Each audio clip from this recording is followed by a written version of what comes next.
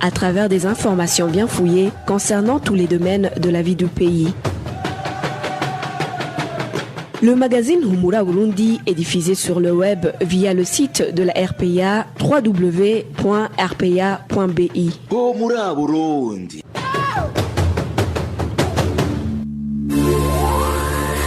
À la présentation, Janvier Ninina Hazgue. Vous êtes les bienvenus, chers auditeurs, au magazine Humura Burundi de ce samedi 4 juillet 2020 et passons immédiatement au titre du magazine. Les campagnes de dépistage à la Covid-19 débutent lundi prochain dans toutes les provinces du pays, indique le ministère de la Santé publique. Les députés de l'EALA totalisent 3 mois sans percevoir leur salaire. Enfin, au cœur de la société, on parlera d'une coopérative qui rassemble des Burundais et Rwandais dans les parages du camp des réfugiés de Mahama au Rwanda. Le développement des titres, c'est dans quelques instants. MST Venyungekwa sur la mise en onde et Emile Nivasumba pour la prise d'image.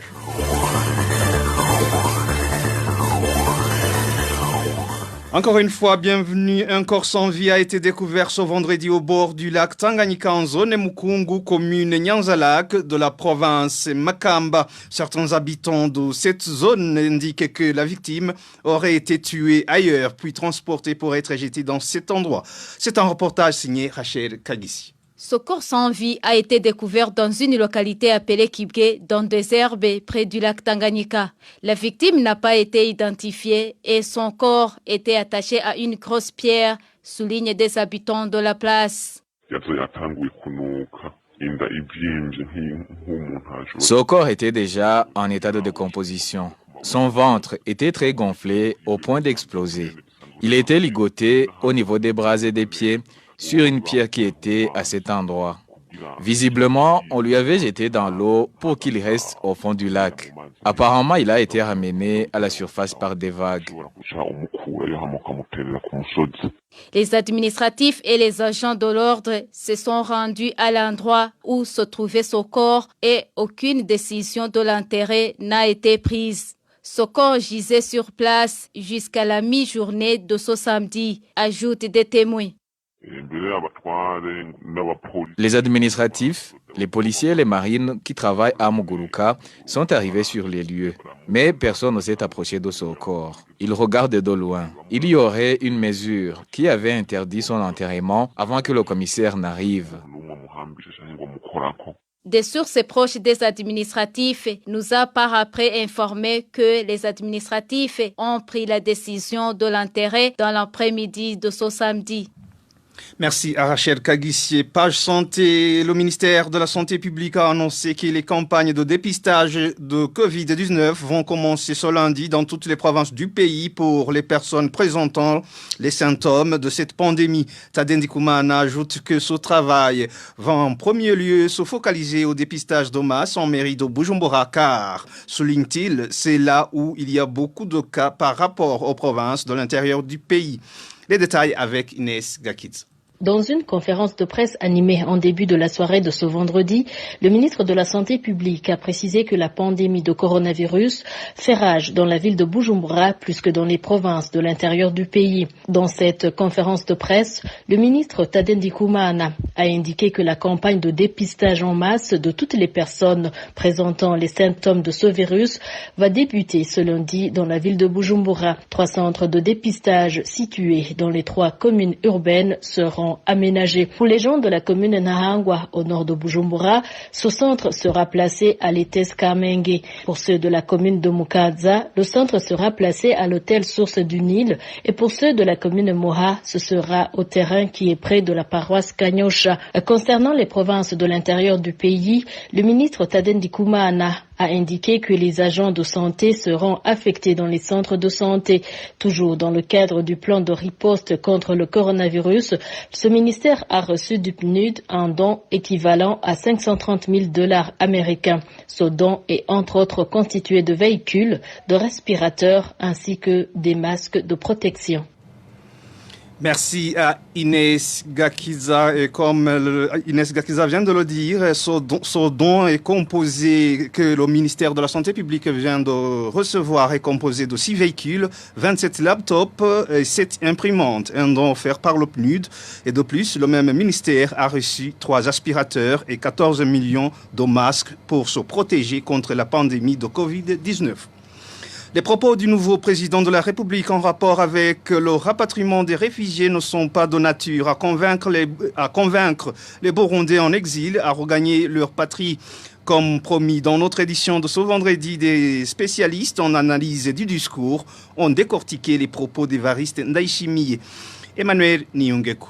Selon le spécialiste en analyse du discours qui se sont entretenus avec la RPA, dans son discours en rapport avec le rapatriement des Burundais en exil, le président de la République a d'abord utilisé des paroles de bienveillance comme pour rappeler les réfugiés au sens de patriotisme et leur exprimer la confiance. Mais ensuite, Évariste Ndayishimiye, à travers des paroles hargneuses et merveillantes, il met de la pression sur les réfugiés et y ajoute de la provocation, constatent les analystes. Selon toujours ce dernier, le président Évariste Ndayishimiye a surtout usé des procédés de manipulation qui sont la séduction, la provocation et la pression pour décrocher la décision des réfugiés de rentrer. Autre effet, le chef de l'État promet le dialogue, mais on dirait qu'il ignore pourquoi ils ont fui le pays. Les analystes du discours relèvent aussi les accusations que le président Ndayishimiye porte à une certaine catégorie de réfugiés qui, selon lui, a peur de rentrer à cause des crimes qu'elle a commis. À travers des paroles injuriantes, Évariste Ndayishimiye laisse entendre que les réfugiés sont des mal éduqués. Bref, les spécialistes en analyse du discours trouvent qu'il s'agit d'un message codé, mais qui signifie que parmi les réfugiés, il y en a qui sont attendus au tournant. Ainsi donc, eu égard à la méfiance qui s'est durablement installée, faudrait-il y mettre des pressions pour faire rentrer les réfugiés? Ou encore, ce ton serait de nature à encourager les réfugiés à rentrer? S'interrogent les analystes pour conclure.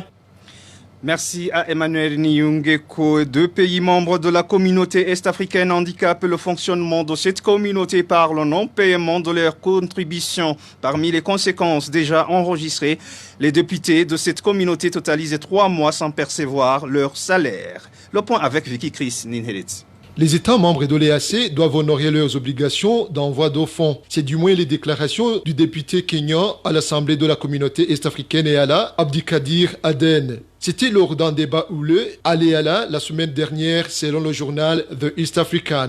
Selon ce journal, le débat concerne surtout le Burundi et le Soudan du Sud qui ont été accusés par les députés de l'EALA et qui ont l'habitude de prendre du retard dans le paiement de leurs contributions annuelles au sein de la communauté. Ces députés ont adopté une résolution pour expulser les 2 pays de la communauté, indique The East African. Leur sort reste maintenant dans les mains du Conseil des ministres de l'EAC, précise The East African.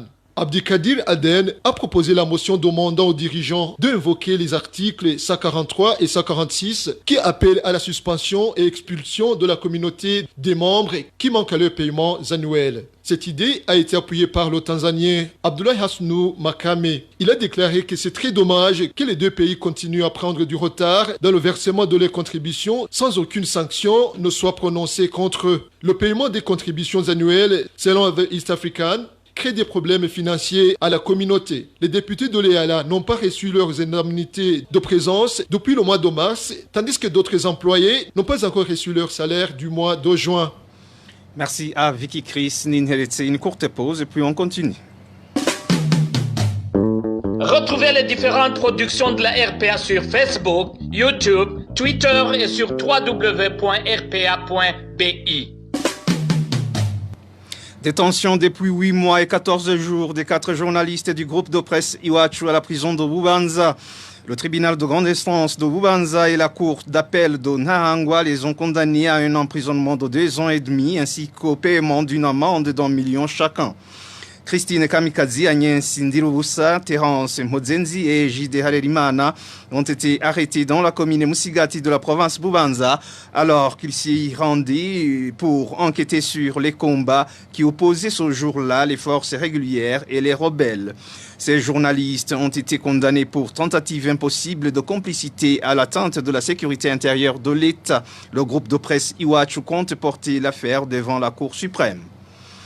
La septagénaire Conceição Nzeimana de la zone Gatabo, commune Kayogoro en province Makamba, présente des signes de dépression suite au mauvais traitement lui infligé par les autorités de la commune Kayogoro et de la zone Gatabo. Conceição Nzeimana déplore que le recours auprès du représentant de l'Ombudsman dans la région du sud du pays lui a été d'aucune utilité. Suivez.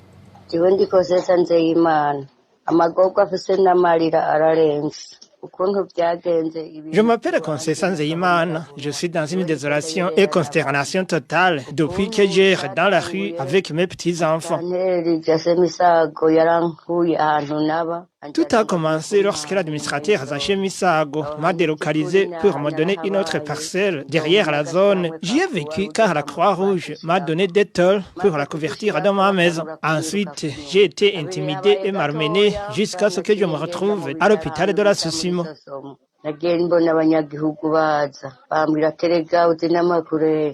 Du coup, mes voisins sont venus pour m'annoncer que ma maison a été détruite et les tôles volées.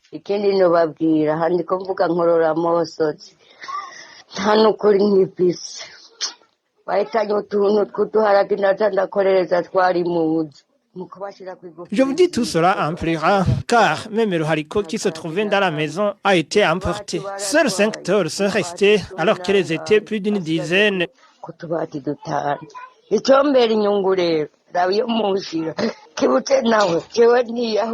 demande de me chercher où vivre, sinon je vais me suicider car j'en suis tellement fatigué. Le représentant de l'ombudsman et l'administrateur ont craché sur mon visage en plein public. J'ai plus de 70 ans, mais avec cette situation, je peux me suicider. Je n'ai pas d'autres mots à dire. Tout simplement, je suis désespéré. Conceição Nzeimana a été repris en français par Emmanuel Niyungeko. Jeudi dernier, le représentant de l'Ombudsman dans la région du sud du pays s'était rendu sur la propriété litigieuse pour jouer le rôle d'un médiateur. Certaines personnes qui étaient présentes dénoncent la partialité de ce représentant de l'Ombudsman dans la gestion de cette affaire. Les détails avec Clovis Nyonzim. Ces personnes présentes sur place au moment où le représentant de l'Ombudsman au sud du pays, Innocent Magaritse, s'est rendu sur terrain pour jouer la médiation. Après la plainte lui adressée par le septuagénaire Conceição Nzeimana, indique que son médiateur n'a pas agi conformément à ses fonctions. Les propos d'Innocent Magaritse ne tranchent pas avec la neutralité qui devait le caractériser et montrent plutôt qu'il était partial. Une de ces personnes nous parle de ses propos inquiétants.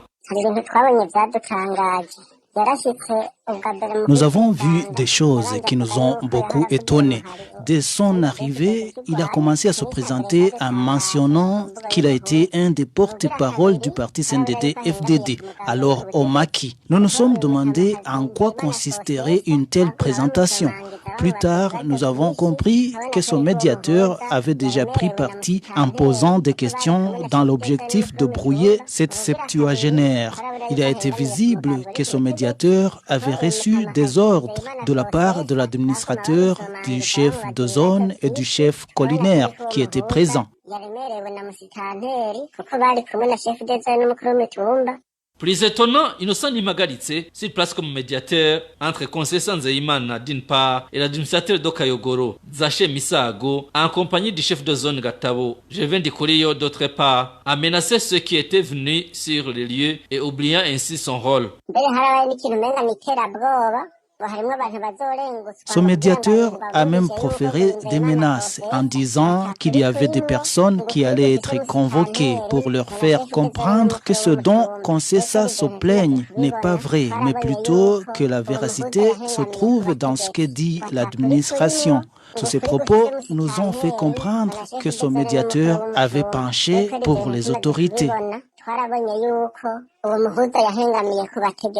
Depuis dimanche dernier, le septuagénaire Conceição Nzeimana ne vit plus dans sa maison. Elle avait sollicité l'aide du représentant de l'Ombudsman dans la région du sud du pays pour résoudre définitivement sa question. Mais ce dernier a plutôt décidé de chasser complètement de chez elle Conceição Nzeimana. Merci à Clovis Nyonzima. Chaque individu a le devoir de contribuer pour que les droits de l'homme soient respectés. Propos de Maître Armel Nyongere, président de l'association qui lutte pour les droits humains à Kat, Burundi. C'est dans le 15e message de la campagne de la coalition burundaise des défenseurs des droits humains, CBDDH en sigle. Ce défenseur des droits de l'homme a également salué la bravoure de qui luttent pour les droits de l'homme et ceux qui se donnent pour dénoncer les crimes commis afin d'être documentés, publiés et punis. Suivez à ce propos Maître Armel Nyongere, l'un des défenseurs des droits de l'homme de la CBDDH. À côté de la vie privée que mène chaque individu, l'homme est un être social appelé à se soumettre à certains devoirs pour vivre en harmonie avec les autres membres de la communauté. Cet aspect de la vie est pris en compte dans la déclaration sur les défenseurs des droits humains à l'alinéa 1er de l'article 18 qui précise que chacun a des devoirs envers la communauté et au sein de celle-ci, ce cadre permettant le libre et plein épanouissement de sa personnalité. Les droits et libertés doivent toujours être analysés et compris sous les deux angles, l'individuel et collectif, et ne peuvent se réaliser que dans un État démocratique. À l'alinéa 2 du même article 18, il est stipulé que les individus, groupes, institutions et organisations non gouvernementales ont un rôle important à jouer et une responsabilité à assumer en ce qui concerne la sauvegarde de la démocratie, la promotion des droits de l'homme et des libertés fondamentales, ainsi que la promotion et le progrès des sociétés, institutions et processus démocratiques. Cette disposition s'accorde avec l'article 73 de la Constitution de la République qui stipule que tout individu a le devoir de contribuer à la sauvegarde de la paix, de la démocratie et de la justice sociale. D'après les deux instruments, il est du devoir et de la responsabilité de tout un chacun de contribuer à la création d'un ordre social permettant à chaque individu de jouir de ses droits et libertés. C'est le principe de la participation et inclusion. La coalition burundaise des défenseurs des droits humains, CBDDH, salue la bravoure des citoyens qui ne cessent de braver le danger pour secourir leurs compatriotes victimes au quotidien des violations des droits de l'homme. Nous encourageons également ceux qui se donnent nuit et jour pour que les crimes commis soient documentés, publiés et jugés. Votre héroïsme est une fondation pour l'espoir d'un Burundi respectueux des droits humains. C'était Maître Armel Nyongere. Il s'observe une montée vertigineuse des prix de certaines denrées alimentaires dans la ville de Kirundo. Une montée que les habitants de cette localité trouvent non justifiée, surtout en cette saison de récolte. Emmanuel Ndaishimi.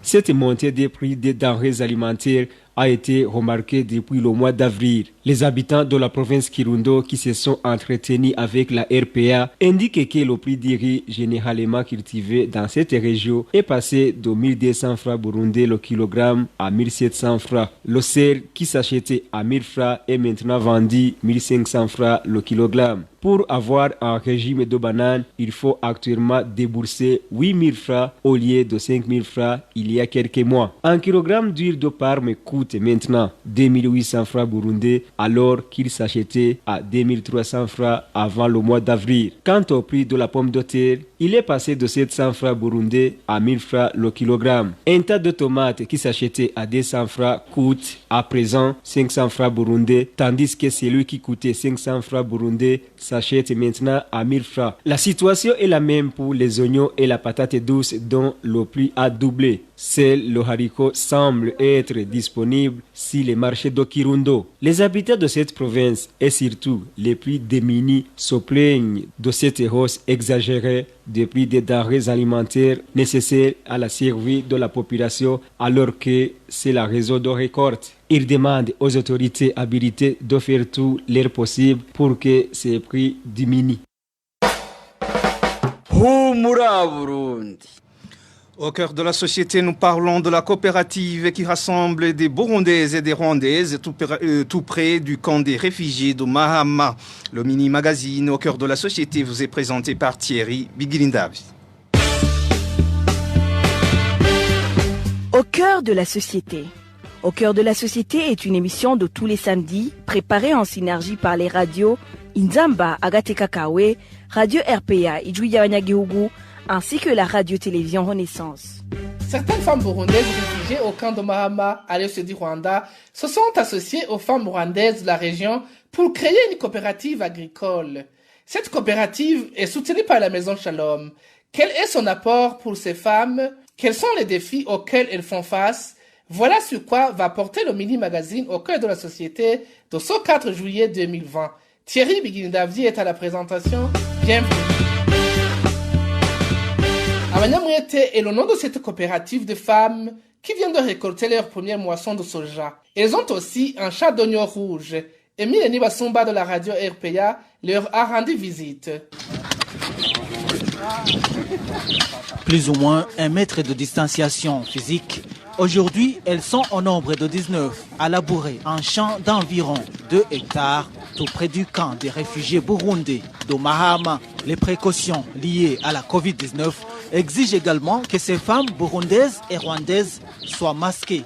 Leur première récolte de soja pèse 1 tonne et elles préparent aujourd'hui le terrain pour la plantation des pastèques. Angélique Nyabenda, réfugiée à Mahama, est membre de cette coopérative agricole dénommée Abanyamwete depuis le début de l'année. Nous cultivons le soja et les oignons. Et aujourd'hui, nous sommes en train de labourer pour la plantation des pastèques. C'est pour le développement de nos familles et nos voisins. Cette coopérative a renforcé la cohésion sociale au sein des réfugiés burundais et de la communauté rwandaise. La rwandaise Francine Nyirahakizimana est également membre de la coopérative. Nous cultivons ensemble.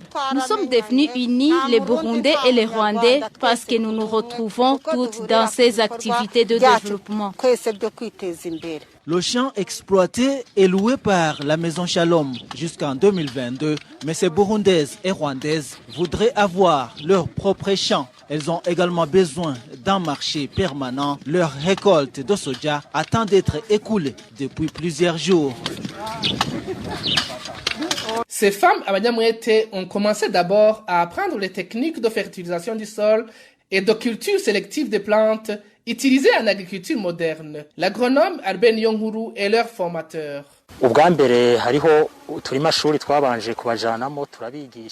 En premier lieu, elles ont appris les méthodes agricoles dans des champs-écoles. Nous avons commencé à leur apprendre comment on fait le compostage. Après, elles ont fait la pratique sur un autre champ, leur apprenant les méthodes de cultures associées pour une moisson diversifiée.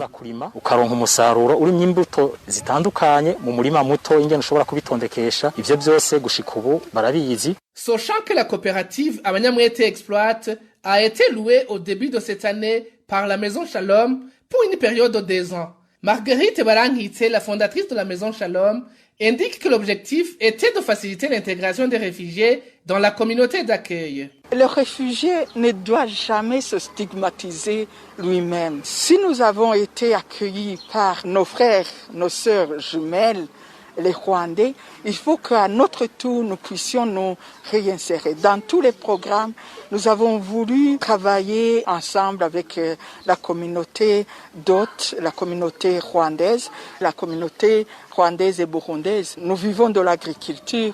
Nous nous sommes dit, pourquoi les mamans meurent de faim alors que je peux louer un terrain où elles travailleront ensemble, les mamans vulnérables du camp de Mahama et les mamans vulnérables de la communauté de Mahama, parce que nous sommes des jumeaux, pour aussi intégrer et rester comme des frères et des sœurs, faire ce rayonnement des valeurs de la compassion, des valeurs. Les femmes membres de la coopérative Abanyamwete comptent transmettre les connaissances acquises aux autres. Cette coopérative a renforcé les relations de bon voisinage entre les réfugiés burundais et la communauté rwandaise des environs du camp de Mahama. Et c'est par ici que prend son mini-magazine au cœur de la société. Thierry Bigindavdi était à la présentation. Au revoir. C'était l'émission Au cœur de la société.